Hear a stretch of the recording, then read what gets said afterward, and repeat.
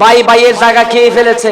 এখন অসুস্থ শরীরে ওনার মৃত্যুসজ্জা অবস্থায় যখন ভাইয়েরা অন্য ভাইয়েরা আসছে ওনার কাছে মাপ চাওয়ার জন্য, যে ভাইয়ের জায়গা নিয়ে ফেলেছে সে জায়গাগুলো ফেরত দেওয়ার জন্য আসছিল মৃত্যুর মুহূর্তে, তখন ভাই বলে আমি তোদের থেকে তোদের আর ওই সম্পদ নিব না, তোদের থেকে তোদের ওই সম্পদ নিব না।